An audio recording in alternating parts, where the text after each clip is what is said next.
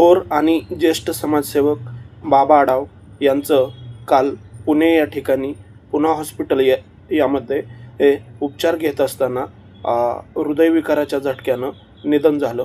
बाबा आढाव यांचा जन्म 1 जून 1930चा पुणे या ठिकाणचा. त्यांचं जे बालपण आहे वयाच्या 3ऱ्या महिन्यातच त्यांचं वडिलांचं जे छत्र असतं ते हरवलं. बाबा आढाव यांनी वैद्यकीय याच्यामध्ये पदवी घेतली होती, आयुर्वेदमध्ये डॉक्टरकीची पदवी घेतली. तसेच त्यांनी साने गुरुजी यांच्याशी त्यांचा संपर्क आला.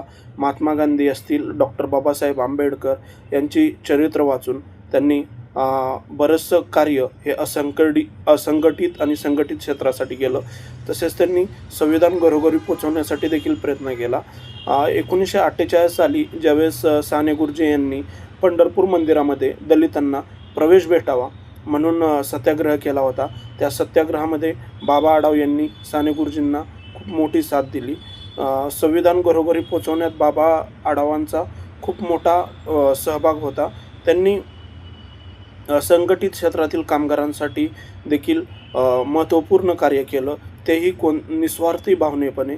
हमाल पंचायत असेल, कष्टाची भाकर असेल, अशा प्रकारच्या कार्यक्रम जे आहे ते त्यांच्यामुळे होऊ शकले. त्यांनी जवळजवळ 53 वेळा तुरुंगवास भोगला. सत्याग्रही मार्गावर चालणारे बाबा आढाव हे एक अतिशय उत्कृष्ट समाजसेवक होते. निस्वार्थीपणे त्यांनी समाजाची सेवा केली. अंधश्रद्धा निर्मूलन समितीशी देखील त्यांनी कार्य केल्याचं त्यांच्या जीवनाचा चित्रपटाचा इतिहास सांगतो. म्हणजे बाबा आढाव हे अत्यंत साधेपणाने राहत होते.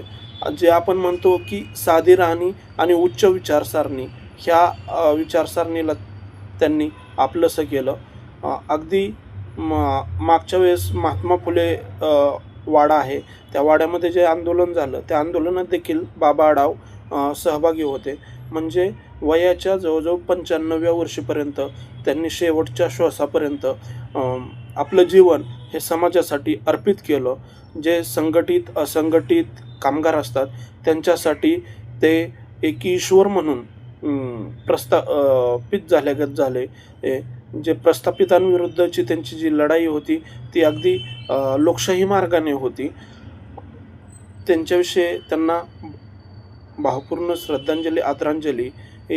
तसेच त्यांच्यासारखा समाजसेवक होणे नाही. त्यांच्यामुळं एक संघटनेची जी आहे ती वेगळीच पोकळी निर्माण झालेली आहे.